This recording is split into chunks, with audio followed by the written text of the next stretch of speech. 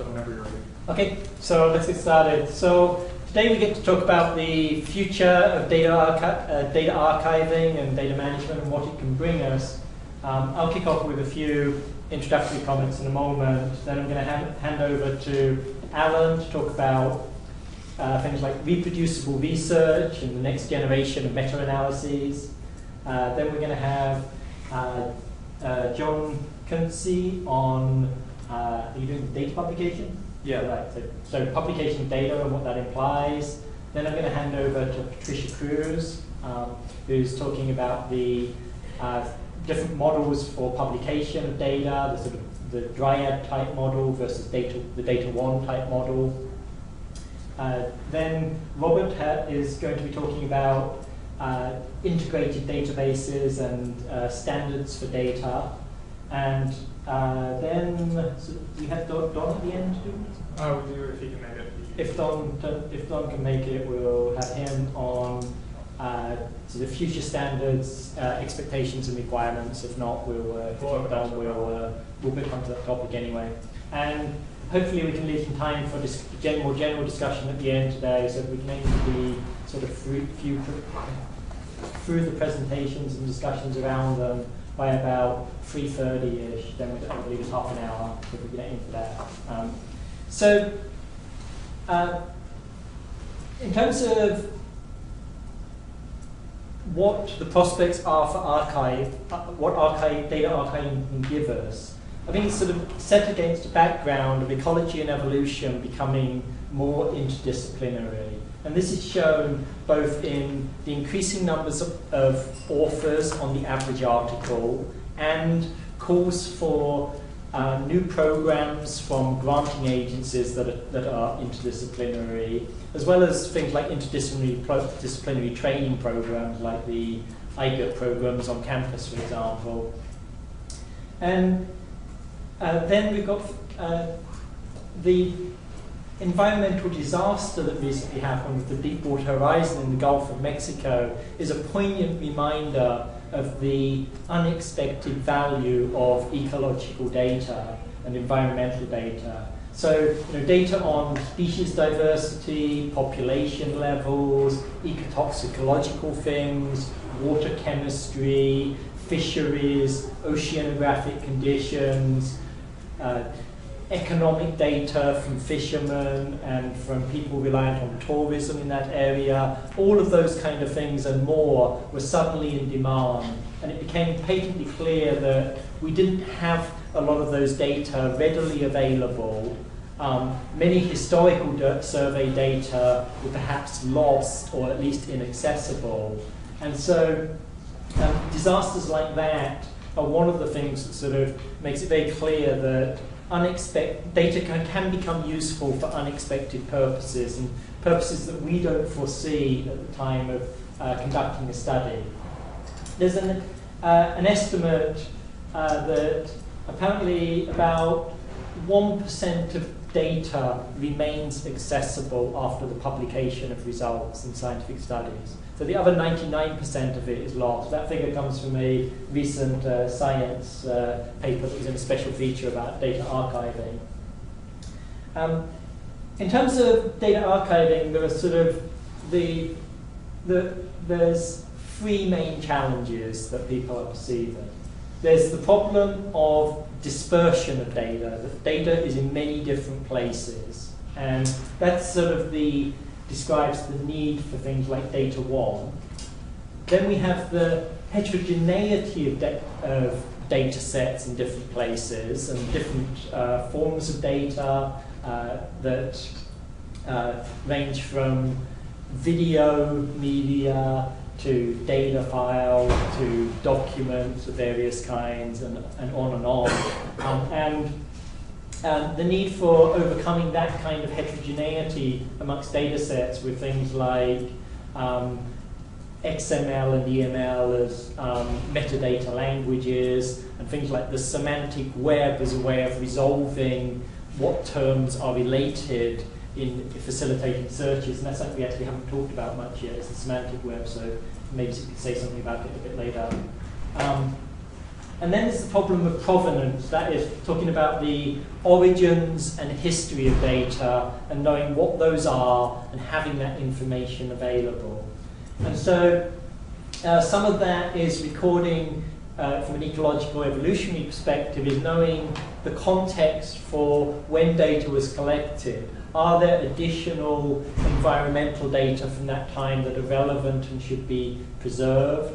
Is it a matter of attaching the collected data to a paper that already describes methods and background conditions and so on? And let me finish up by talking about a survey of scientists that was conducted by Science magazine that sort of reveals a bit about where we're at with data archiving. So some 56% of scientists said they rarely use data from published sources or from archives. On the flip side, there were 23% of scientists who said they regularly used published data or data from archives in their work. Okay? And that's across all disciplines of science. So there's a lot of, there is a substantial amount of current usage, but there's a lot of scientists who could still potentially benefit from increasing their usage of existing data. And similarly, about 56% of scientists had requested data from published source, so from authors who published a paper that contacted them and said, can we get access to your data? And 48% of scientists said they had received published data. So the majority of people that asked actually got the data. Most of the data sets that scientists are using are small. They're less than 1 gigabyte. And the storage of them is bad, basically, at present, as you probably all know. Over 50% of data sets end up just stored in the lab, 40% on a university server, and then only 8% in community repositories that have some kind of archival role. Okay?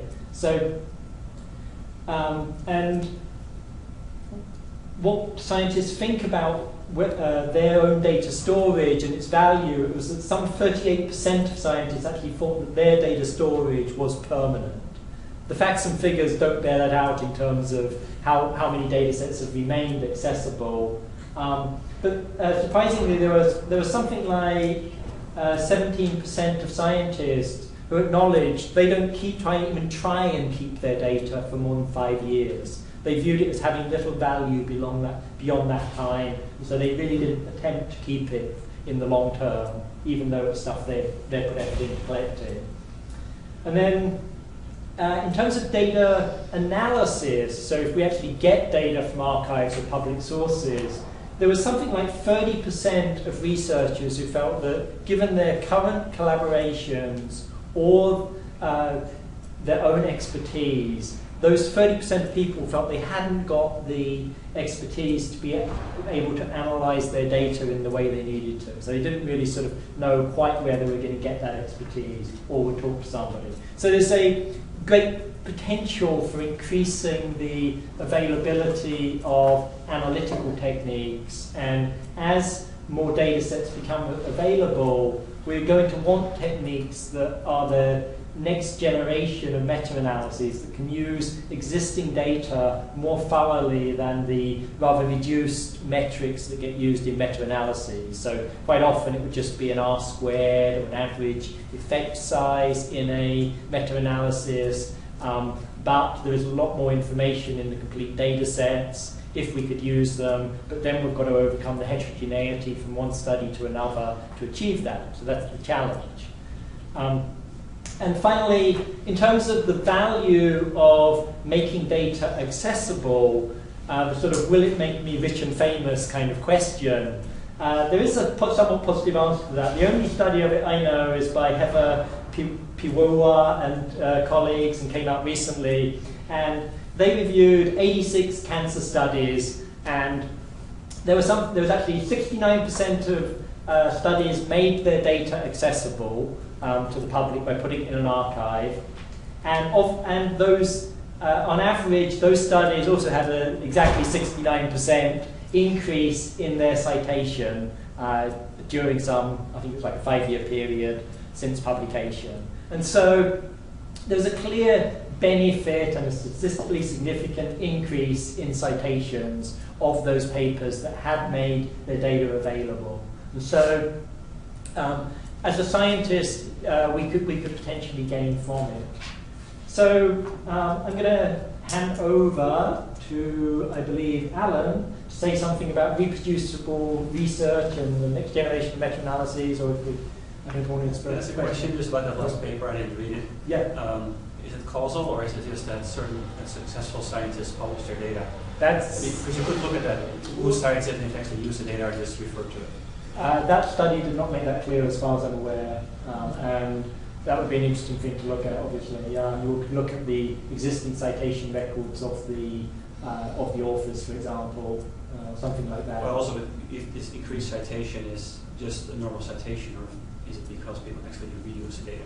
And this affects your theme that you brought up yesterday of being able to distinguish between citations that are going to the data and citations that are referring to a paper or why people are citing. Right, and also the it could be that if you have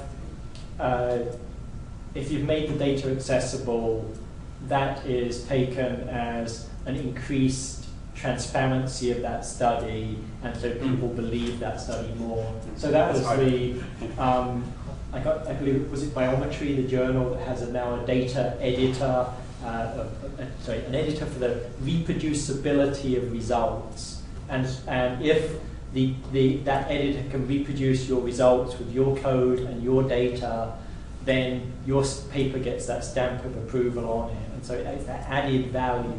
So it could be some of that as well that's going on, and that's an explicit mechanism for it. Yeah. Biostatistics. Biostatistics. Okay, thank you. So Alan, can you comment on, we talk about there being more data that's accessible. Do you see that we would do a meta-analysis in any different way, that someone could say, like, well, why haven't you, for instance, looked at these other data sets and repeated the analysis if all of the data is available and the methods are available to redo them, as opposed to sort of summarizing sort of the results of all of these things? How might this world look different as we have all of that data as sort of accessible to all of the authors? So we are in an era where there's been a great changing view about sort of the relationship between essentially data and theory, and the uses of data in ecology. It sort of, in some sense, maybe wasn't caused by NC's, the National Center for Ecological Analysis and Synthesis, but it certainly played a major role in emphasizing the importance of meta-analyses. And that then brings up some of the issues that are very important, is how you really do this properly, how you properly take into account data sets that are very different. And as we're moving to a new era where especially ecologists are trying to put together not only ecological data, but data from the social sciences, et cetera, into a unified framework, that you run into problems of how you integrate data of very, very different forms in a sensible way. And at the same time, some of what we were sort of restricted to doing with some meta-analyses, where you now have far fewer restrictions as some of the kinds of statistical analyses that you would have wanted to do or want to do, where previously you would have been restricted essentially by computer time or speed of computers, that there's been a revolution in terms of being able to do model-based statistics, because we now have the computational power to essentially do that at our desk.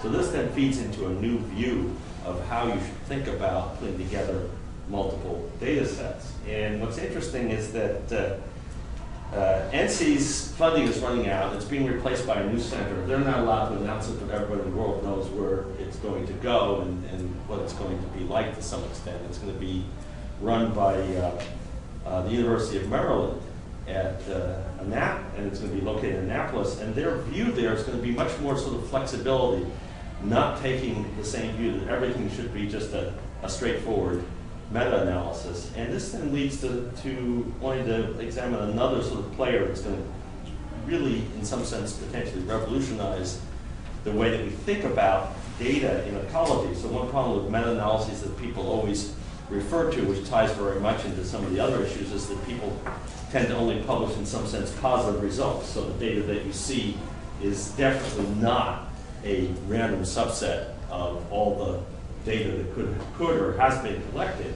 So NEON, and I would urge all of you to go look at the NEON website. There's all sorts of interesting aspects there. NEON is the National Ecological Observatory Network, and it's sort of spinning up right now. There will be 20 sites, main sites across the country, distributed in a slightly bizarre fashion.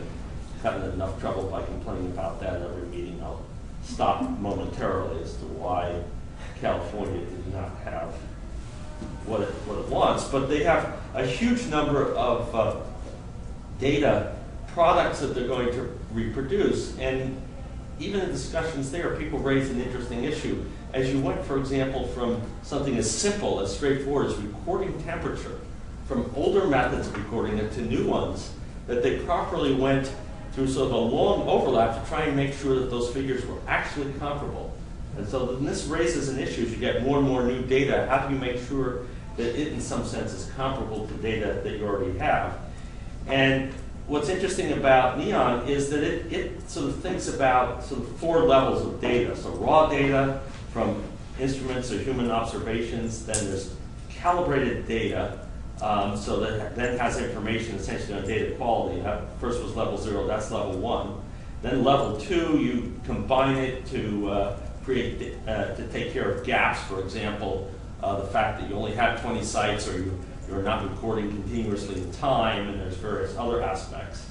Then you have level 3, which is you do it on the uniform space-time grid, and then essentially derived products, level 4, which put together different pieces. And what's interesting is that this model works very, very well to some extent for some of the more physical data that they're collecting. Like they give an example of data from an infrared gas analyzer measuring carbon dioxide at 6 individual heights. There's going to be a tower every one of the 20 locations.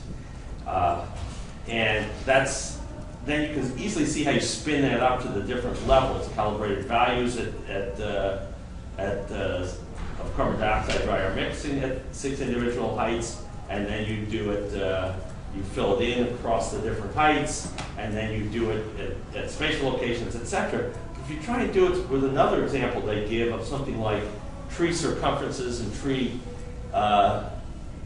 cover and tree biomass, etc., a lot of this gets a lot fuzzier and depends much more critically on the particular models that are used. And once you start to look at species interactions, it gets even trickier. So there's some real issues that are being raised here. And I will throw out one more bit about NEON and then stop, which is they have sort of an interesting converse to the should I publish a data paper. So they've been hiring scientists to be NEON staff members, getting PhD level scientists. And they've got the converse. They're hired basically to manage and create a data stream.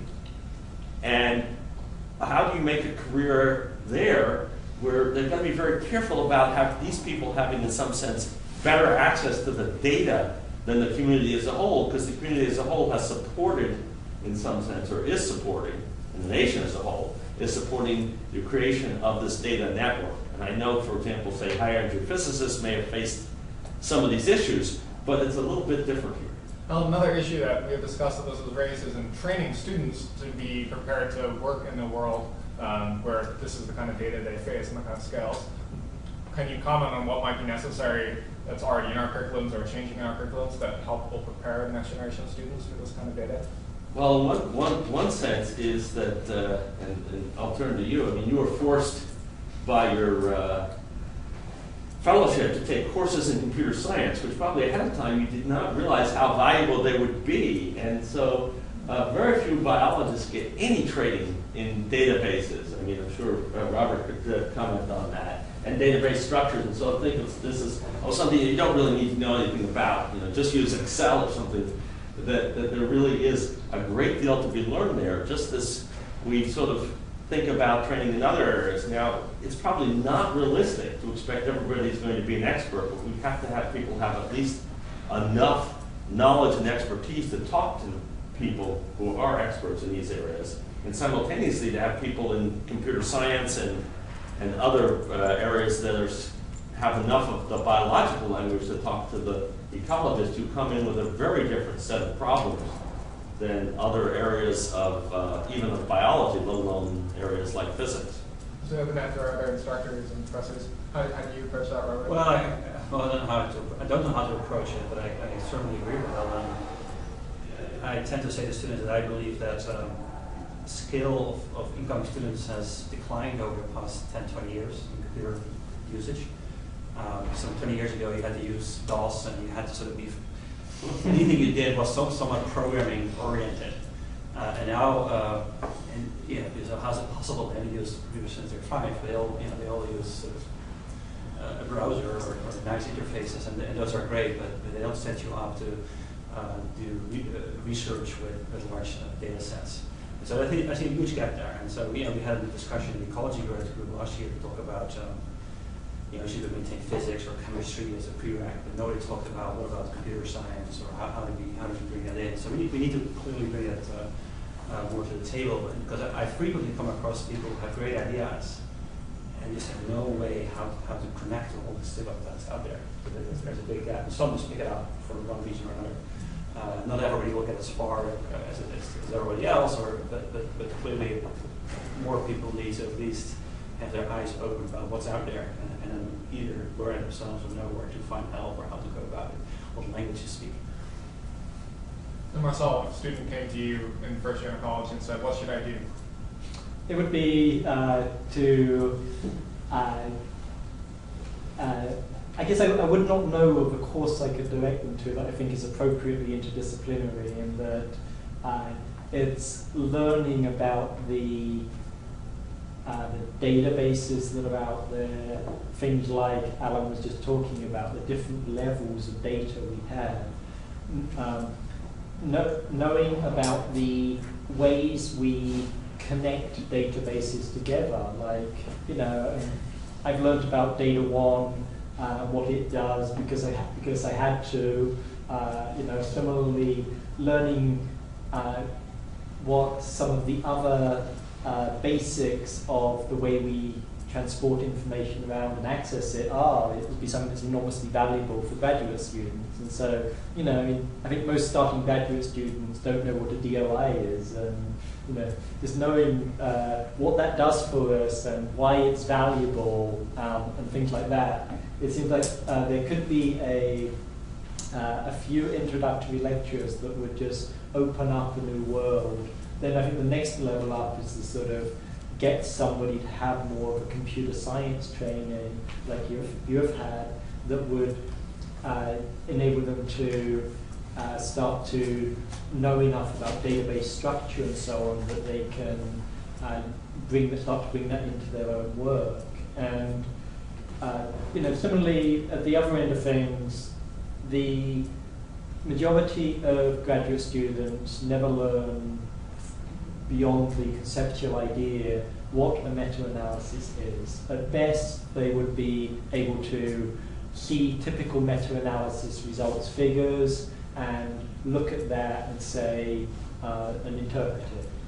But the mechanics of what's gone into making that, the assumptions and so on, and let alone how you actually do a meta-analysis, is something that's beyond, I think, most graduate students. And like many other forms of statistics, is something that's missing in our graduate training, and something that we could usefully add in by drawing on expertise that's around already in the university.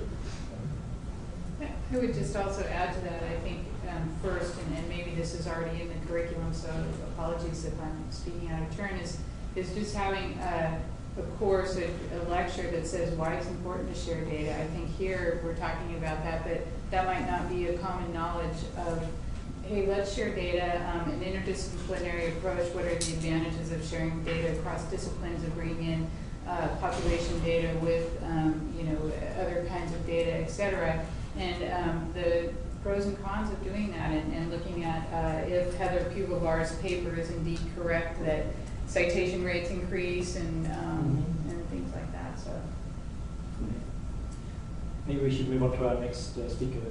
I was going to say one more comment. It is perhaps possible that this new synthesis center may do for some of this sort of essentially computer science or database issues what NCs did for meta-analyses, because they are going to have much more in the way of support for the people working there from professional computer scientists or people who are professionals in that area. So it is a possibility that this may move forward. Okay, so John, would you like to short presentation? You need to be somewhere about where I am to stay in Canada. Slide by. I think there's people have been missing their PowerPoint, so I'm going to fill in for you. I have 3 slides, thankfully, only 3. The topic is this concept of a data paper. We've been asked by the Gordon and Betty Moore Foundation to look into how one might approach how scientists are actually dealing with information about the processing information that goes along with data they generate. There's a data archiving problem which has already gotten a certain amount of attention, but what was neglected was this sort of processing, algorithms, techniques, extra analysis, and all sorts of things that are missing, like credit to hundreds of people who participated in the development of this data. It's particularly true for synthesis data, where you're pulling data from 50 different data sets, you're combining them. This stuff that's without the processing information, the science is completely irreproducible, or the results that are published. So we're looking at that problem, and in doing so, we wrote up an analysis and interviewed a bunch of scientists, and we kind of concluded that it's not a good idea to decouple the sort of capture preservation of the data, the processing information independent of the data itself, because they kind of go together and there's a duality between them. Anyway, what we came up with was a sort of a vision for this concept of how do you capture all of this stuff, these data products, the processing information and the data itself. And there's a sort of a simple idea, which may be, the simple idea is to take this unusual material, this data products, and wrap it in a familiar facade.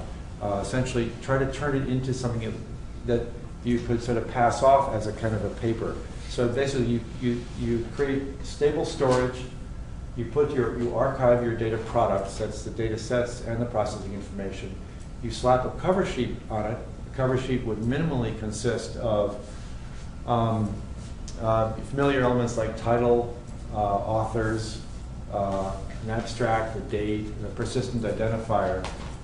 And if you just did that and no more, you could add hundreds of pages of narrative if you wanted, but if that's all you did, you could submit that to Google Scholar and get on the boards, essentially, with search engines. You would have a familiar, if people came across this, they go, I know what that is, it's a paper. It looks like the cover sheet of a paper. And actually, it's a cover sheet for a set of data products. But it's a way of sort of getting into the door in a way that will hopefully ease adoption. So it also gives you, these data elements, at the minimum, would give you enough information to create a data citation and give you an identifier that gave you the kind of confidence that we're used to getting. So it's building that sort of trust. Over time, we would expect that we could take this minimal set of elements and then add to them more discipline-specific, deeper, richer kinds of metadata. But just getting started is what we're looking at. So we want to actually create this sort of vision and implement this in a pilot, and this is something we're pursuing at the California Digital Library with our publishing group. Would this be reviewed? So that's a good question. So our publishing group, in fact, supports about 40 online journals, including some subset of those are peer-reviewed. So you have the option to create data journals. There's this concept of the overlay journal that Jim Gray wrote about before he passed away. Essentially, it's you capture these data products, and they can be distributed in archives all over the world. but you sort of bring them together under one umbrella, this sort of journal, table of contents. You get an editor, develop an editorial policy, a submission policy, and then you link to these in repositories all over the place. It's online only, and the idea is that the contents are distributed. Now you could take that journal and take some subset of those and apply peer review to them. No, but what would be the criteria for reviewing a data paper? Okay, so I'm more out of my depth there, but I think our publishing group has things to say, and we'd certainly like to hear from the community as well. One of the things that, and Jim, what you were talking about yesterday makes me think of this is, if we look at this sort of set of stairs, we feel like if we can do this right, you don't have to do the whole darn thing to get data journal. But in fact, if you start at the bottom, each step here gives you an increment of value for an increment of effort. If all you do is get your data products stored in shareable storage, shared and stable storage with identifiers that are persistent, that's a win already. That's the bottom run. Now, if you get up there and then you actually put a cover sheet on them, you've created a data paper. Now you've got visibility to search engines. And you've got a sort of an entree, to those people who, I don't know what a data set, but I know what a cover sheet is. But you at least want some level of clarity and labeling of the data Right. and so forth. I mean, I can't remember 2 years ago what these numbers mean, and so there's got to be some, minimum standard of labeling and that sort of thing. That's would seem to be as part of the criteria here, even at that first tier. Right. So one of the ideas here is also because data is so opaque, a lot of its value is not known until it's used. But you get it in a place where you can share it, early versions of it, it'll be annotated, corrected, used. It'll be, errors will be driven out of, new versions will be put up. And these are all things which could build towards the decision to submit it for publication to an overlay journal, which would be the third step there. And then some subset of those could be peer reviewed at the top level. So we have components of, we've got people who know publishing at the CDL. We can do the archival portion of it. But we hope that this stair approach will help. John, to clarify, when you say an overlay journal, do you mean a journal that is currently affiliated with the UC3 system, or do you mean any sort of peer-reviewed journal we choose to submit to? What do you mean by that? New journals. New journals. The creation of new journals, but Tricia wants to. But journals that are potentially using the data stored, any journal that's saying, okay, I know this data set, it's a reputable data set, and it's part of my study and I'm referencing it. Yeah, your question's also making me think this is an incomplete picture, because this is talking about, round up sets of journals based on data papers. There's no reason that traditional literature cannot link to any one of these data sets from existing journals. That could become a habit right. as well. Like it could be a benefit of this kind of a system to me. Yeah. And if that was the case, presumably at some point in this, there would be an identifier, DOI number for the data set, so that it's referenceable if by an outside source. And what point in this would you foresee that, or is that? At the very bottom stage, we would give the basic minimal set you'd get is you apply a title, abstract, author list, so there's immediately a benefit then to the user in having that available, as well as having their data stored. They've got that extra benefit. Yeah. So it's good. You're storing then, even at the lowest level, every single version of the data set. Well, there are policies that could determine whether you store every single version or not. We build a certain technology, and there will be, our instance of it, we could have a certain policy. Mm-hmm. Now, the idea is that you want to store every single version. In reality, do you have the money to store every single version, and what is a single version? Well, I don't know, that's why partly why I asked questions, unfortunately, I reference to a specific data set, and then I say I analyzed it, and this is where I conclude. Somebody goes back to it and says, you were wrong, well, or did the data change? I mean, it seems like And this is where the disciplines really need to help, step in and help, because we won't know as archivists the value of that data until it's blessed by or peer reviewed. And so there's a point where the investigator who has put that data into the archive could say, this is the point where it is a somewhat final piece of data in terms of I started putting data in here perhaps when I was still conducting my investigation, and it served as a storage and archiving at that point. But now I've completed data collection, and it's appropriate now for a DOI to be issued and for it to be a version. I think the user has some, if the user has some input into that, within policies. Well, our system is based on, if you decide, I want this version to be thrown away, that's your decision. We do no throwing away for the user. It's all up to the submitter, the owner, the creator of that data. Right. So if you wrote a paper and you used one version and then you added more data to that, and 2 years later you write another paper, we're not going to throw away that other version because you're probably going to reference it in some way. But I mean, for me as a user of the system, that means that if I use data, I need to download it and stick it in my own repository. Because that's what I used, and the owner made it later. Yeah, well, that's why you need a persistent and to say why it's important to keep. Well, yeah, sure, but who am I? So I think also one of the benefits to these getting stable identifiers in there, it'll help communication around these very issues. I mean, we've got preprints and postprints appearing all sorts of versions of these things. How do we know they're going to be there if you cite the preprint?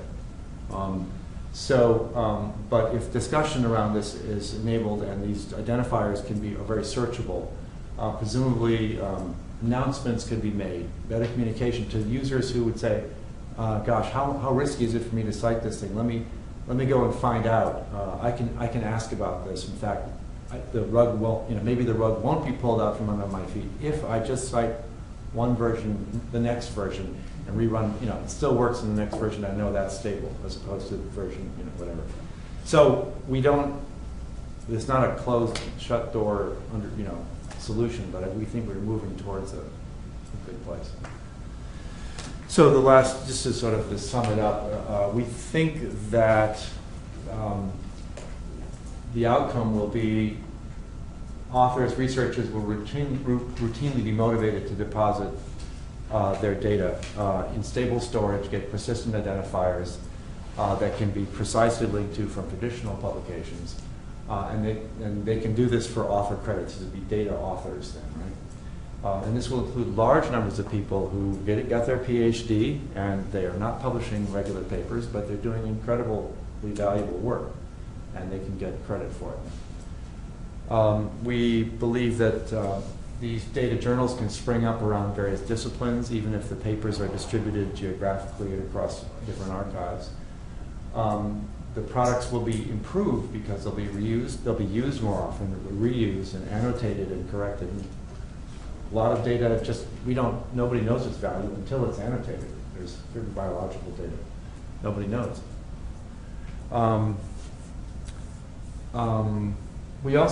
We're working with this group, NISO, the National Information Standards Organization, and NFACE, which I forget what it stands for, but they're looking at the whole supplemental materials question. That data, information that's not published because it doesn't fit in the traditional publishing format, and that includes segments of things that are related but not essential, or not integral to the content, and that which is related but is perhaps inessential or less essential.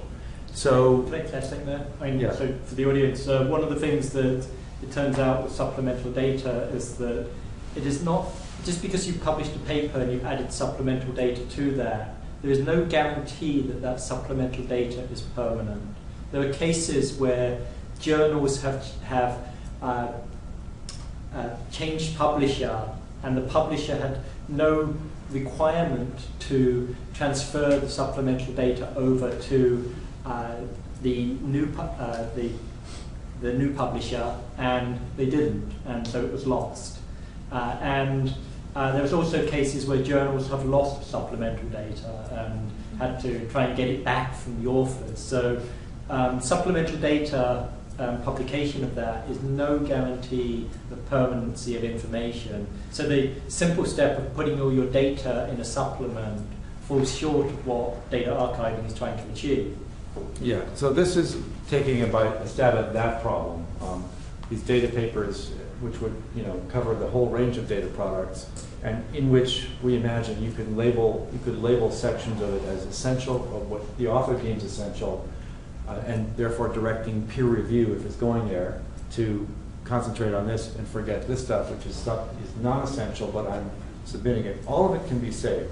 The bottom line is that the data products, including all the synthesis efforts, which are almost never saved, will enter the scientific record instead of being lost. So I've got to run to a meeting. I want to get my questions in here, but I come back to this criteria again because I think we all have tons of data that's like, well, you can't publish it or whatever. So that turned into a data dump.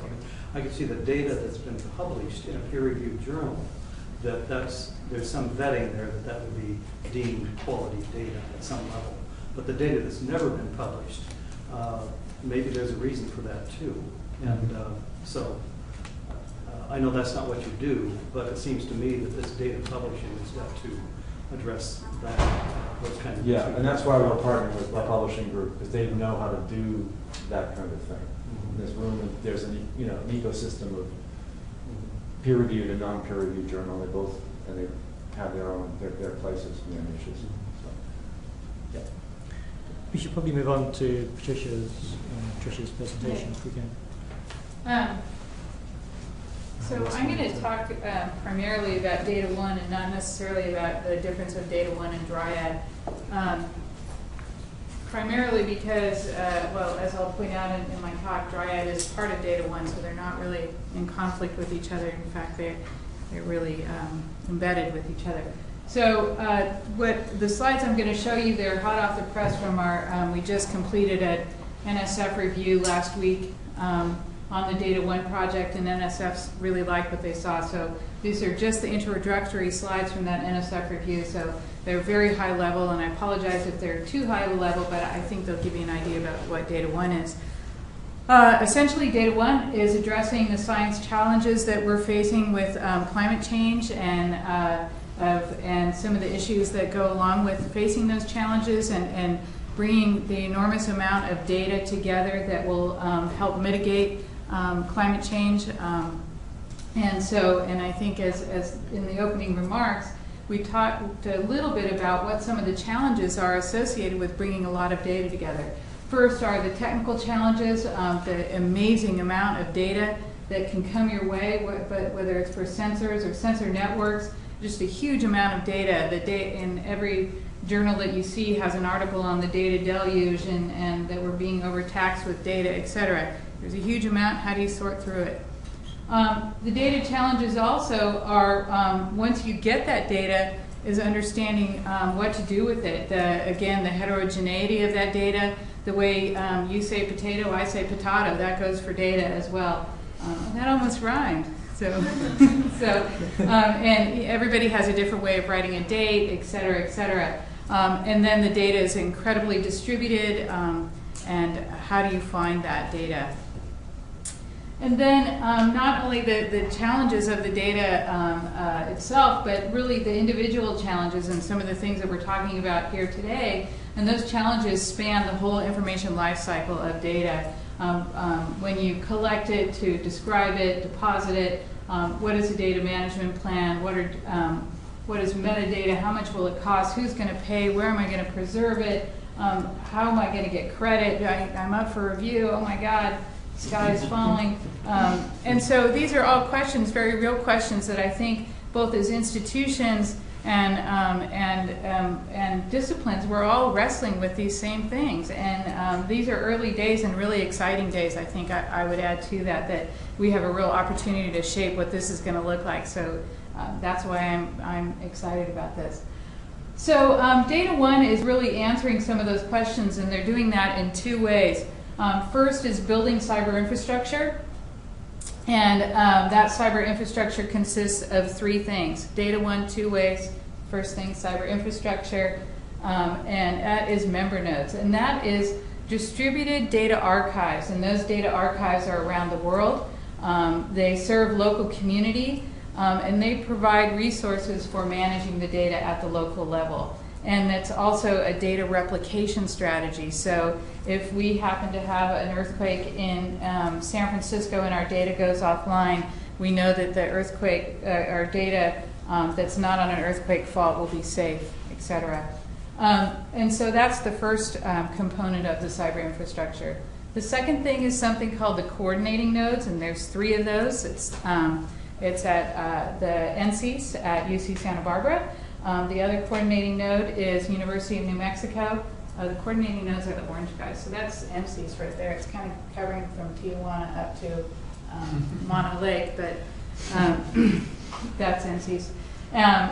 University of New Mexico, where Bill Michener, the PI, sits on the project, and the other one is at Oak Ridge National Lab. And so those are the three coordinating nodes. And they provide the services for the member nodes, they're looking at, they have the metadata catalog, the index tools for searching across all of that data that's in those member nodes, the replication services, and assuring that there's a high availability of that content. On top of that, the coordinating nodes, member nodes, is something called the Investigator Toolkit. And what the Investigator Toolkit is are tools that help the researcher describe their data, collect their data, find their data, etc. And these are just a variety, a list of the initial things that we're working with in the Investigator Toolkit. And in the next month or so, we're going to be coming out with a demo that I think will make all of this a lot clearer of how Morpho, etc. fits in to the Investigator Toolkit. So DataONE, it's also about community, and I think this came up earlier, that how do we get on the same page of describing and using data and sharing data? And it's the bioinformatics community, it's the computer scientists, it's the librarians, it's the environmental scientists in the field collecting cores in a marsh, etc. It's everybody coming together around that to figure out what that solution is. So the community side of DataONE is we're building a lot of curricula, etc., that is informing people about how to collect data, why they need to describe it, how to describe it, workshops, etc. And so this is a big focus on DataONE, is changing that community of practice so people are comfortable with that. And so Dryad, the question, that's Todd Vision right there, of Dryad. And he, so we right now have up 3 member nodes. They're our kickoff member nodes. Dryad is one of our first member nodes, and along with the NCs, KMB is also a member node, and the Oak Ridge National Lab, the DAC, if any of you are familiar with the DAC. And then the next round of member nodes, the CDL will become a member node, so any of the data that you put into our repository can be part of the DataONE network if that's desirable. So these next few slides, these are kind of corny, but I think it'll give you an idea of what DataONE, why a research scientist would use it. Traditionally, somebody, when they're starting a project and they're looking for data, they have to go to a variety of different places to find the data. You need to call a PI, you need to really track that down. And often it's if you don't know that data source, etc., you're going to have a really hard time finding it. So DataONE is, the idea is that you don't have to go to all those different sources, an integrated view of all those data sets, and it makes life much easier. As data are added onto that, DataONE will bring in new networks of data, etc. So, Trish, quick question. Yeah. So I like the cloud graphic in the middle of that one, as it kind of sums up my question as sort of, we have to most of us, DataONE is this amorphous structure of many component organizations. And how much do you think the average scientist needs to know about DataONE? Can it remain as an amorphous cloud that is doing what we want it to do, or are there things that you think we should know about it?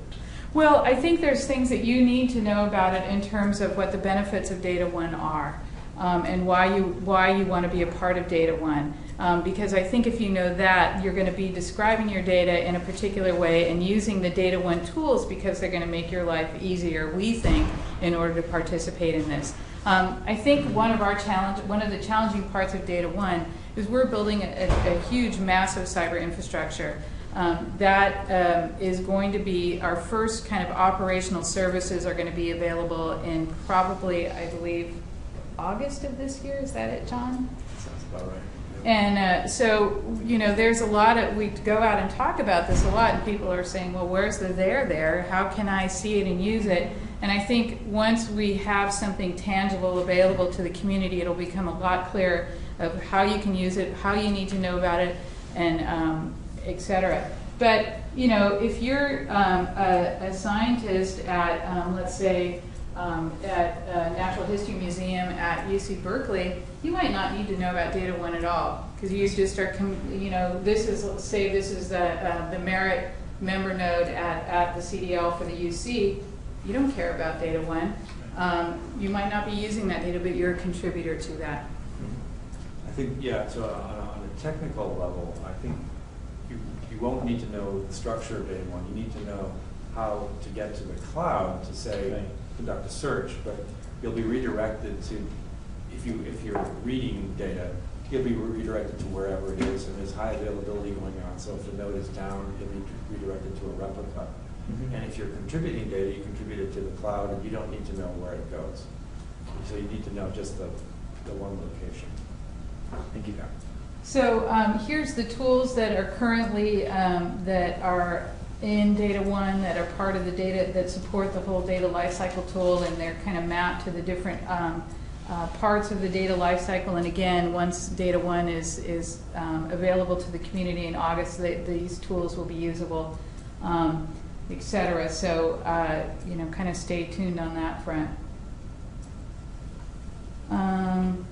And so again, just our vision and our approach is to build on existing cyber infrastructure. There's a huge amount of data that's already out there. We don't want to throw the baby out with the bathwater. We really want to take what's available, take what the community is using, and create new cyber infrastructure where we need to, where it doesn't exist, and how to knit all of these different data archives that are out there. And then support new communities of practice, so bringing people together so they can use DataONE in new ways. So that's just like the really 40,000 foot approach. So for the UCs, DataONE is, NC's folks are co-PIs, Matt Jones and Stephanie Hampton, if any of you are familiar with them. Bertram Ludischer at UC Davis is a co-I on DataONE. And I'm trying to think if there's other UC folks. Who funds DataONE? NSF. NSF. It's $20 million, 5 years, and then add-on funding. So like most NSF projects, one wonders what happens after 5 or 10 years. That's a great question, and I co-lead a work group with Bill Mitchner on sustainability. And our goal is to make DataONE sustainable by year 8. And we're looking at a variety of ways to do that, looking from foundational support to membership fees to subscription fees, et cetera, for the data. And looking to the private sector also for helping to pay for that. Okay. Do you have any plans of unlocking additional data? What I refer to is that I think GBIF had a managed model where they made something similar for a much narrower region, so natural history data, but also invested a lot, I have the impression, in enabling museums and art collections to serve up their data. So far it seems you're taking the low-hanging fruit, like well-organized NCs and organizations that have data online, and then you put something around them. That's great, but sort of the next step would be to really get your data out there that just currently is not available in an easy way. I completely agree, and that's, for us, one of the things that we want to work on within the University of California is to go for secondary funding to NSF and say, look, there's a potential for a lot of other resources and data archives to attach itself to DataONE, but in order to do that, we need to do X, Y, and Z. It seems like NSF would look favorably upon that kind of funding, but I agree that there is a whole second tier of data that's out there that's really hidden in archives, et cetera. A lot of these field notebooks that were written around the turn of the century, I just think would be fascinating to digitize and have as part of that. So maybe we can move on to Robert's perspective. Yes, I don't have much to say actually today, so I'll try to be brief. You never know, even if you don't have much to say, but still go on, so don't stop me. I was also speaking a bit about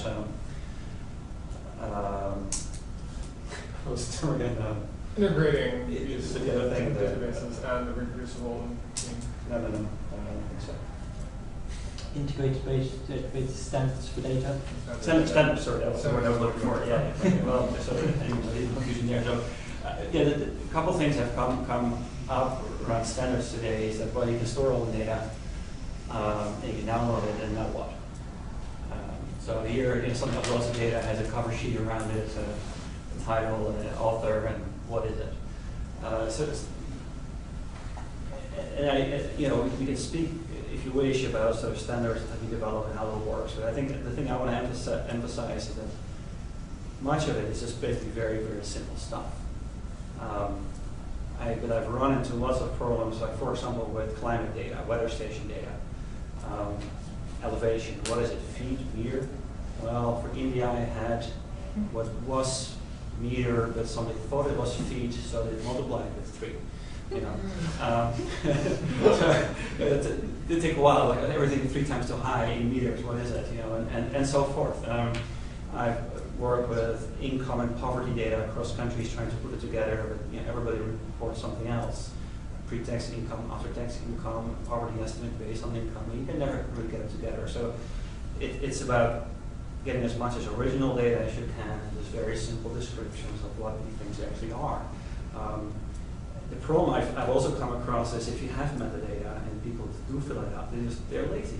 People, and I'm lazy, we're all lazy. So one thing that comes to mind now is that I had this database I had to work with, and one field was called percentage sign HYV. What might it be? Okay, well, it was metadata. It's saying all the fields what they mean. And so what it meant was letters percentage of HIV.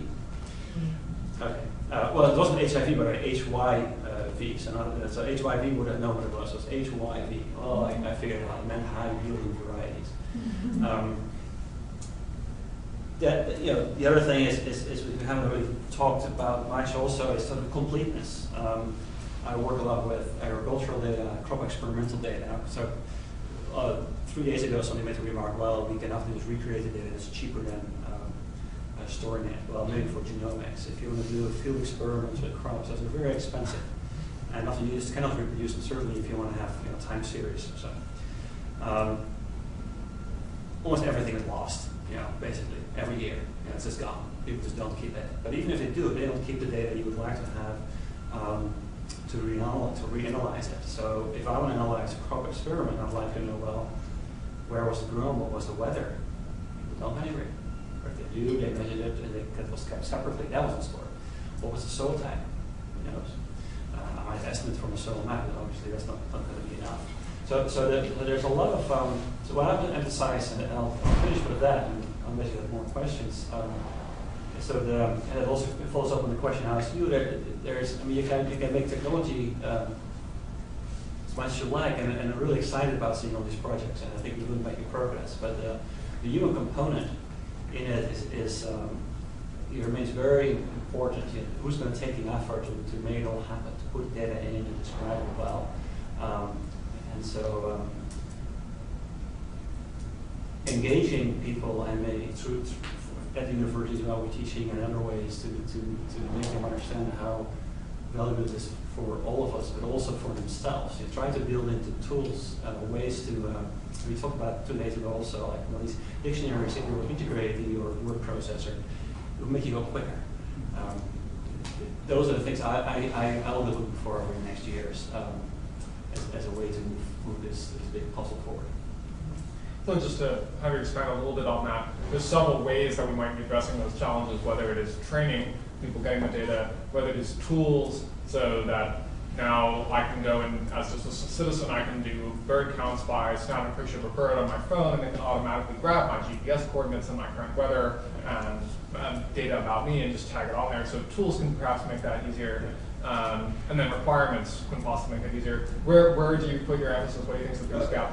Well, yeah, I think be careful with requirements. Just first get everybody sort of across the street, and when they're there, then you kind of type the requirements, you know, because otherwise nobody will come. The tools, the example is great. We can just, also metadata, often you had to fill in things that you can, the computer would actually read in your file. So there's a lot of ways to make life easier. So I think that's very nice. That's sort of like marriage, mural kind of systems where the threshold is very low. We'll fix it later. That's what my current thing, because the biggest barrier seems to be this cultural advice to why do you use it in the first place? And so the tools are simple, and the editors force you to also. There's some forcing and there's some teaching and telling you, well, this is really going together. You know, all these things need to come together. But I would keep the standards, the obligatory standards, a bit low at first. Do you think there are, or do we still need sort of those use cases where you can hold up and say, like, here is the kind of study that someone was able to do by having all of that data, having the weather data and the soil data integrated when they were doing that, and here is, and that might motivate, or do you think those kinds of studies are sort of yet to come, or they're there and we don't know? No, I don't need to be convinced, but someone has to pick up the bill. You know, so in my previous job, I worked for a large research institute where people weren't so easily convinced when I make this kind of a spiel, because they said, well, you know, if we do that, people are, you know, we send out seeds, and you know, I want them to send something back about them. They said, well, if you do that, then we won't get as much adoption of our product, or well, so you know, who's going to pay this person maintaining this? So there is a real cost thing that we haven't talked about so much. But otherwise, I don't need to be convinced, and I don't think that's that much of a problem. So you made Robert, you made. Oh, yeah, so I have a question that's partly for Robert, but also for the people with sort of curatorial backgrounds. One of the things that I'm interested in understanding is the degree to which tools are being developed and communications are actually happening between people with biological expertise and people with formal expertise about storing and retrieving data and relating data to help us establish workflows from collection to analysis and sharing that actually allow us to make the most of our data and allow us to draw comparisons that we wouldn't necessarily anticipate. I mean, so basically I'm sort of talking around the edges of relational databases and, but it's biologists and, you know, scientists in all disciplines aren't going to spend enough time learning about entities and relationships and, you know, becoming experts in databases, and they shouldn't have to, right? So we should be developing tools that make it possible to lower that boundary. You may remember I mentioned the Excel project yesterday. There was an Excel add-in project that tried to take what scientists do with Excel and add this tool that's open source that would make it easier for them to share their data, publish it, and archive it from Excel directly without them having to learn about relational databases and, you know, normalization of their data. Just it would do it for them. Well, but I mean, you need to know. I mean, it's sort of like it kind of begs the questions that were coming up in the discussion of these vocabularies, the semantic web stuff. What are the sorts of data and what are the relationships among them? And is that necessarily transparent without actually conducting an interview with the investigator. You know what I mean? There are definitely some kinds of data, like sequential observations are a very common kind of data that you probably could extract a little vignette of how to store that and what kind of data are required, metadata are required. But Well, some of the curious what the state of the art is with that. And I don't know what the state of the art is exactly. I can just comment, and other people chime in too. But one of the ideas proposed for that Excel project is, gee, I'm beginning this study of looking at stream data. What should I be measuring? It occurs to me to measure this and that, but I should actually be measuring this and that. So you might start your project, and one of this Excel add-in could do is, it could suggest to you things. You've got temperature and humidity. so paperclip pops up and tells you that you may. We said we will not do anything with the paperclip. It'll be a little starfish. Kidding. But this, and the idea would also be to sort of direct you towards standardized units, direct you towards sites where you could actually sort of self-learn. You could learn by yourself a little bit, get some guidance. That's short of conducting an actual interview with you, which is very labor intensive. Right. It's not a closed form perfect solution, but it's sort of edges. But then these templates would be available, that we would encourage people to contribute these templates, not in the Microsoft sense, but in the, kind of a data Schema standard sense. kind of, Yeah, exactly. So, and then the other, and I think the mention of taking the headers and creating metadata out of that, from those Excel forms and then exposing that, that's your descriptive metadata. Except if it's %HYP, it may not be very. I know, but then you can normalize that. Yeah. You're going to be saying, hey, hopefully that little paperclip is going to jump out and say, hey, starfish is going to say, hey, that's not the right way to. So. And Okay. there'll still be percentage HYB, but it should be hopefully more and more rare, because sometimes you just need to be rare and nuanced. Yeah. But in other moments, that was an unnecessary choice. In many cases, that's Sure. Yeah. When you could have it. Yeah. Maybe we should ask if any other questions from the audience. If you have anything you want to ask, please feel free. Yes. I'm curious for Trish, the relationship between, so there's DataONE, right? Mhm. And that's funding DataONE and the Data Conservancy? Correct. So what's the relationship? So DataNet is out of the Office of Cyber Infrastructure, and that's the program is the DataNets. And they funded 2 projects, the Data Conservancy and DataONE, and those were funded, I don't know, it took them forever to fund it, so it's really hard to say when the start date actually was. I think it was 18 months ago. They just, yeah, it took them about a year to actually cut the check. More than a year to actually approve it. Yeah. Then they finally cut the checks and they backdated it, and so it's soon to review after 18 months. Yeah. We don't want to. Yeah.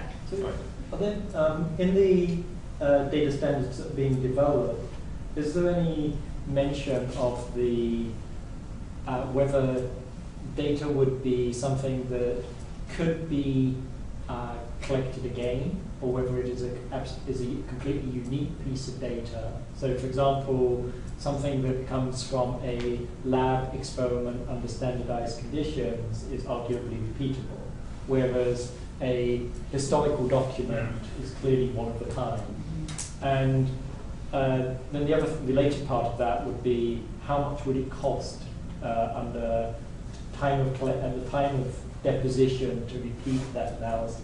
Yeah. It'd be great to have that information, because you can make archiving decisions about, well, gee, if we have to get rid of something from our archives, let's. Well, hopefully we never get to that stage, but Yeah. from what listening to Jonathan Eisen talk about the idea that it may be less expensive to resequence something compared to store it in the data, it makes you wonder about those kind of things.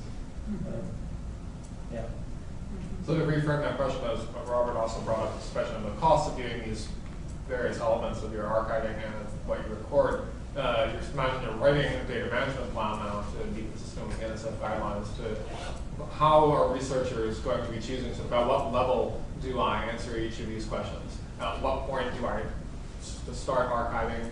How I could write in there, will be recorded in this paper notebook, which I will burn in 3 years, and I could write in there, I will, stick it on merit the moment I begin collecting the data. So how do we, this is sort of what Don was also to speak as, how do we as a community sort of decide where that the standard is as a whole, and then for individual questions? Just anyone who start off on that. So there are, some issues that come up even right now in the evaluation proposal are things like where does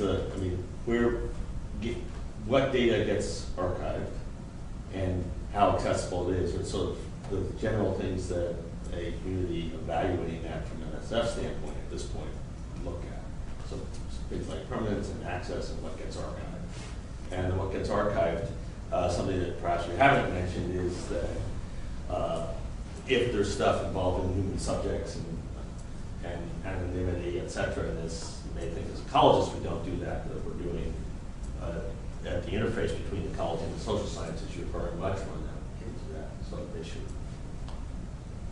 So I think, you also have to think about costs. And I think you were saying what the average size of a data set in that science article, what was it, 0.5 gigabytes? Something like that, yes. Which costs about 55 cents a year to store in our system, which, I think, so that's nothing. That's nothing. Yeah. So it's more the human costs that you need to think about of kind of describing that data and managing it. And so I would just put that out there as hearing that figure is kind of comforting, because then you can think of the fact that, let's say you do write a proposal, that you would put in storage costs the same way that you would put in pay charges. Exactly. And the figure you're mentioning is one where you actually could put in enough, so in some sense, the interest on it would be enough to sort of store it in perpetuity, because one's assumption is that the cost of storage is going to go down rather than up. So what about in terms Electricity will go up, yeah. Yeah. What's that? Well, electricity will go up. So what about in the, I believe it was with reference to the merit system, there was the talk about developing a sort of more user-friendly kind of interface that would allow data entry. I think it was a Flickr-like interface, was that I remember? Could you say a little bit more about what's envisaged there, how accessible it might be? So we already have that available, and it's really what we did try and design the merit system to look a lot like Flickr. There's a box, and you browse your desktop for the data, and then it says what's the title, who's the creator, what's the date, and it gives you some help on entering the author name and the creator name. So it's hopefully going to be consistent. And then you hit upload, and then if you come back and you enter another data set and it's changed, it's a new version, so we version all the data. Everything gets a persistent identifier, a DOI or an ARC, your choice. So it's pretty simple, straight ahead. One thing I'm quite interested in that, because you've also described it as there's a nice user interface, but also there's an API, I believe, that I actually use Flickr exactly to keep my own images, because I can write into my computer code, when you generate this figure, put it here and make sure you put a copy of the code that created it, and make sure you put the metadata on there. And I can't fail to do that because the computer does it automatically when the code runs. Yeah. And it would be great for something like that to show up on my merit repository. Yeah, and so there is an API. Yeah, the API, you just ship it right out. It's a RESTful, simple RESTful interface. So yeah, having those tools that are both user-friendly but also computer-friendly is quite. Yeah, and so it's also, if you are, let's say the two of you are working together and you don't want us to see your data, that's up to you. You say, I only want these people to see my data, and the rest, oh, this little piece, let's make it public, and then you can make it publicly accessible. Or this brings us to the trade-off that Jonathan had brought up yesterday. I'll call it, maybe this is a question that was given to Achilles, right? Do you want your data to live forever, but to sort of not have much sort of glamour, not be sort of accessible and used by everybody, so it doesn't have all those bells and whistles? Or is it more important that the data has this perhaps a short lifetime that was used by lots of people and cited by lots of people and then lost. So where do you stand on sort of the data, like when we're forced to make those choices? Like as a scientist or as someone who responds, Live fast, die young, yeah. There's a question. Yes. I'm hearing you talk about people's preferences for their data. Can you comment a bit on copyright guidelines and where that fits in?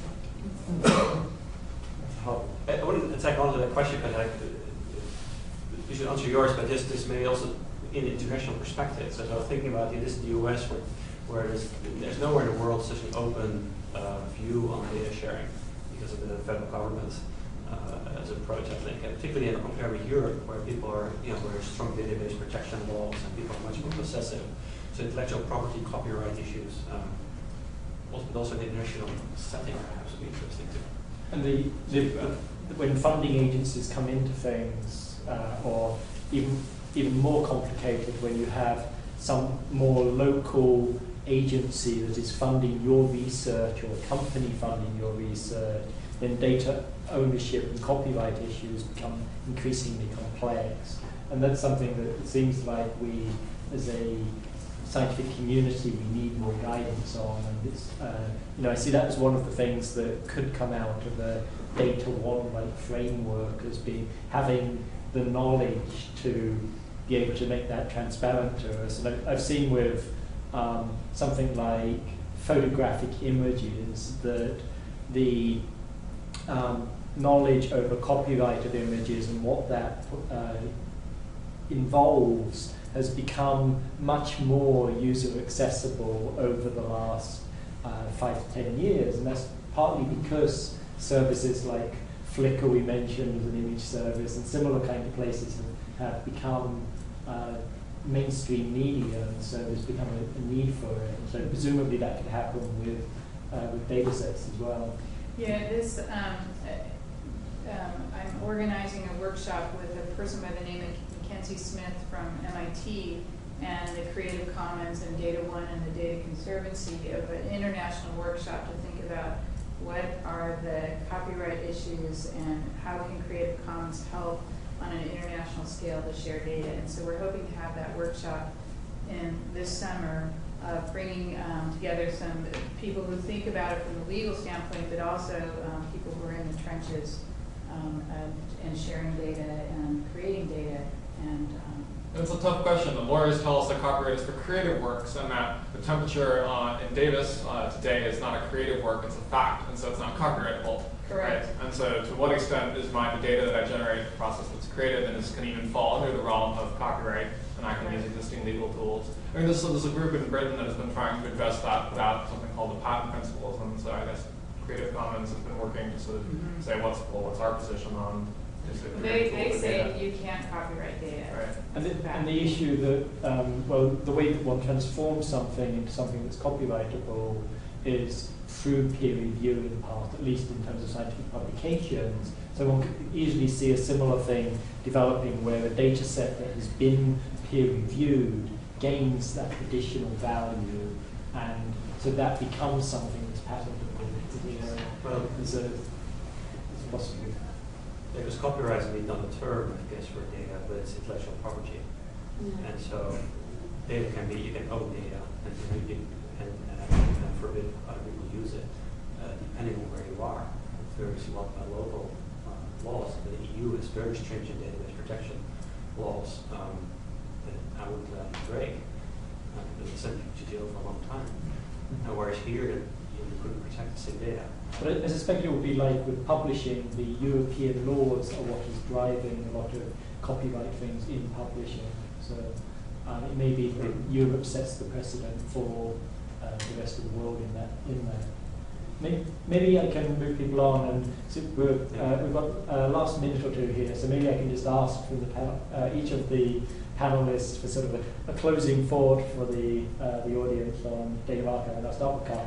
Well, not really panels, but You're the chief organizer of this. So what would be the thing you would say that people need to take away? Well, I just think these are exciting times to look forward to as a young scientist and as a theoretical scientist who gets to benefit a lot from community available data, see the kinds of questions that we can answer, and to look and see our funders coming forth and saying, taking the future of data seriously, data management needs to be part of an NSF proposal, and NIH and DOE and so forth all have these requirements. To see our publishers, and I'm quite happy to be in a discipline in ecology and evolution where I think our publishers have some of the highest standards on what data sharing has to be.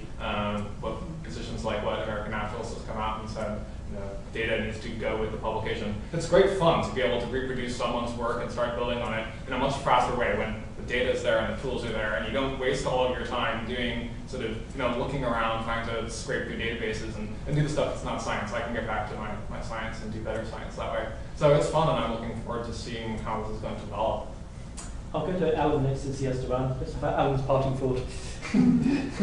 I think that sort of echo Carl, that it's getting data there and sort of changing maybe the practices of having data be available. I know I've had cases where I've wanted to get data that it's only because I knew the person who wrote it that it was easy for me to get it. And then there are these classic things I know from working with Bob Cosentino. His comment that ecologists would recognize the name Thomas Park, and Park's Creponian data was lost because one of the times that Park moved, the shoebox essentially didn't go with him, and there it went. And it would be really, really nice to get that original data again. That particular data set would be extraordinarily valuable. So changing times will make things much, much better. Excuse me.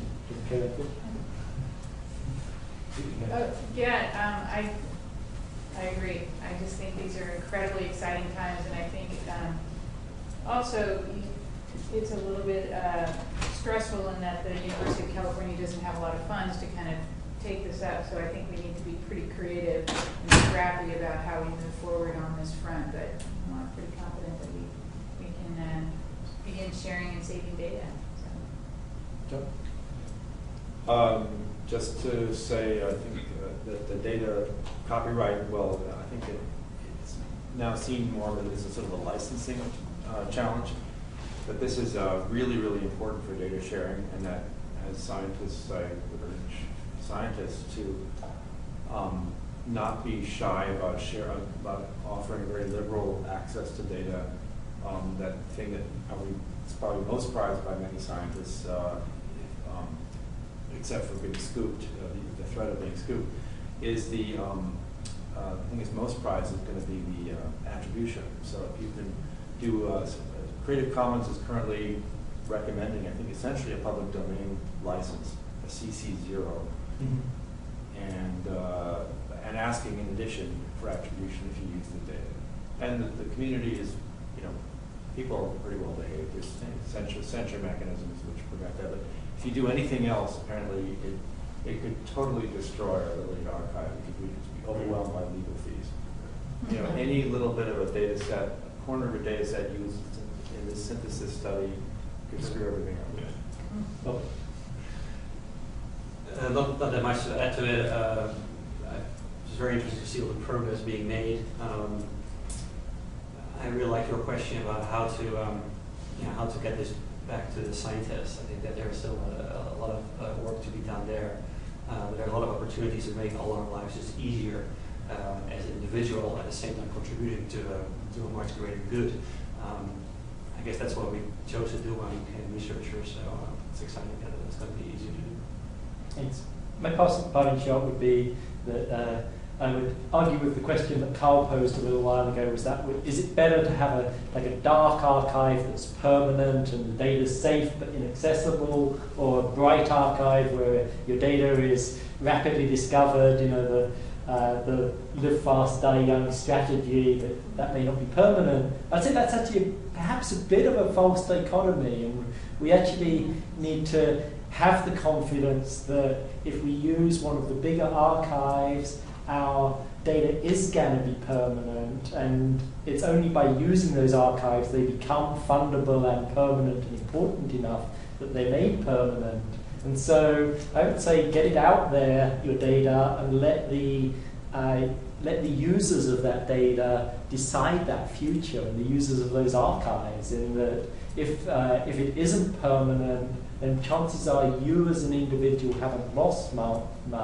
And if it is permanent and it gets discovered, then there's extra added value to what you're doing as well.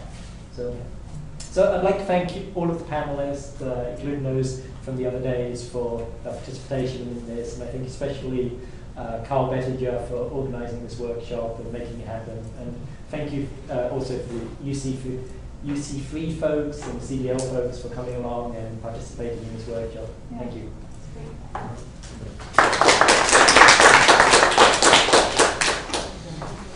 To data files, to documents of various kinds, and on and on.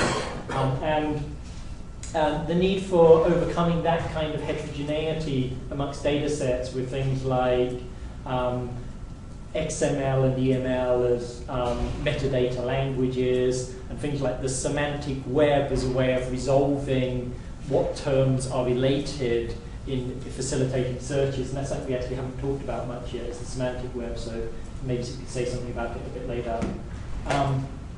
And then there's the problem of provenance, that is talking about the origins and history of data and knowing what those are and having that information available. And so some of that is recording from an ecological evolutionary perspective, is knowing the context for when data was collected. Are there additional environmental data from that time that are relevant and should be preserved? Is it a matter of attaching the collected data to a paper that already describes methods and background conditions and so on? And let me finish up by talking about a survey of scientists that was conducted by Science magazine that sort of reveals a bit about where we're at with data archiving. So some 56% of scientists said they rarely use data from published sources or from archives. On the flip side, there were 23% of scientists who said they regularly used published data or data from archives in their work. Okay? And that's across all disciplines of science. So there's a lot of, there is a substantial amount of current usage, but there's a lot of scientists who could still potentially benefit from increasing their usage of existing data. And similarly, about 56% of scientists had requested data from published source, so from authors who published a paper that contacted them and said, can we get access to your data? And 48% of scientists said they had received published data. So the majority of people that asked actually got the data. Most of the data sets that scientists are using are small. They're less than 1 gigabyte. And the storage of them is bad, basically, at present, as you probably all know. Over 50% of data sets end up just stored in the lab, 40% on a university server, and then only 8% in community repositories that have some kind of archival role. Okay? So, and what scientists think about their own data storage and its value, it was that some 38% of scientists actually thought that their data storage was permanent. The facts and figures don't bear that out in terms of how many data sets have remained accessible. But surprisingly, there was something like 17% of scientists who acknowledged they don't even try and keep their data for more than 5 years. They viewed it as having little value beyond that time, and so they really didn't attempt to keep it in the long term, even though it's stuff they put effort into collecting.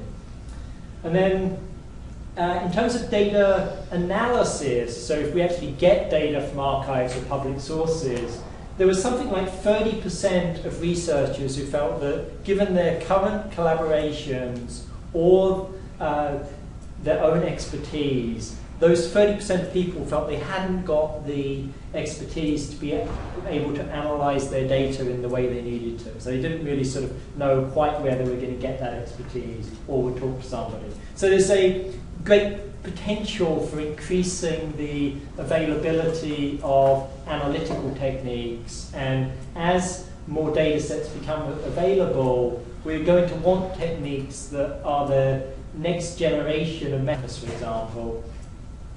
And then we've got the environmental disaster that recently happened with the Deepwater Horizon in the Gulf of Mexico is a poignant reminder of the unexpected value of ecological data and environmental data. So, data on species diversity, population levels, ecotoxicological things, water chemistry, fisheries, oceanographic conditions, economic data from fishermen and from people reliant on tourism in that area, all of those kind of things and more were suddenly in demand.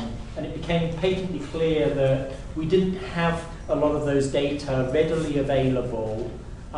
Many historical survey data were perhaps lost or at least inaccessible. And so disasters like that are one of the things that sort of makes it very clear that data can become useful for unexpected purposes, and purposes that we don't foresee at the time of conducting a study. There's an estimate that apparently about 1% of data remains accessible after the publication of results in scientific studies. So the other 99% of it is lost. That figure comes from a recent science paper that was in a special feature about data archiving. In terms of data archiving, there are sort of there's three main challenges that people are perceiving. There's the problem of dispersion of data. That data is in many different places, and that's sort of describes the need for things like DataONE. Then we have the heterogeneity of data sets in different places and different forms of data that range from video, media, meta-analyses that can use existing data more thoroughly than the rather reduced metrics that get used in meta-analyses. So quite often it would just be an R-squared or an average effect size in a meta-analysis, but there is a lot more information in the complete data sets if we could use them, but then we've got to overcome the heterogeneity from one study to another to achieve that. So that's the challenge. And finally, in terms of the value of making data accessible, the sort of will it make me rich and famous kind of question, there is a somewhat positive answer to that. The only study of it I know is by Heather Piwowa and colleagues, and came out recently, and they reviewed 86 cancer studies, and there was actually 69% of studies made their data accessible to the public by putting it in an archive, and those on average those studies also had an exactly 69% increase in their citation during some, I think it was like a 5-year period since publication. And so there's a clear benefit and a statistically significant increase in citations of those papers that had made their data available. And so as a scientist, we could potentially gain from it. So I'm going to hand over to, I believe, Alan to say something about reproducible research and the next generation of meta-analyses, or if I don't want to express. That's a question just about that last paper. I didn't read it. Yeah. Is it causal, or is it just that certain successful scientists publish their data? Because you could look at that. Whose scientists and actually use the data or just refer to it?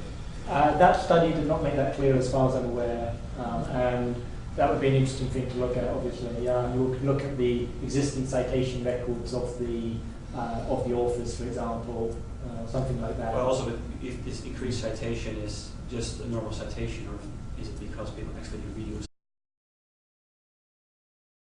So whenever you're ready. Okay, so let's get started. So today we get to talk about the future of data archiving and data management and what it can bring us. I'll kick off with a few introductory comments in a moment. Then I'm going to hand over to Alan to talk about things like reproducible research and the next generation of meta-analyses. Then we're going to have John Kuntze on, are you doing data publication? Yeah. Right, so publication of data and what that implies.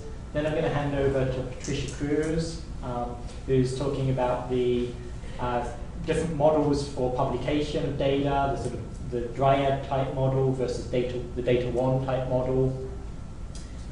Then Robert is going to be talking about integrated databases and standards for data.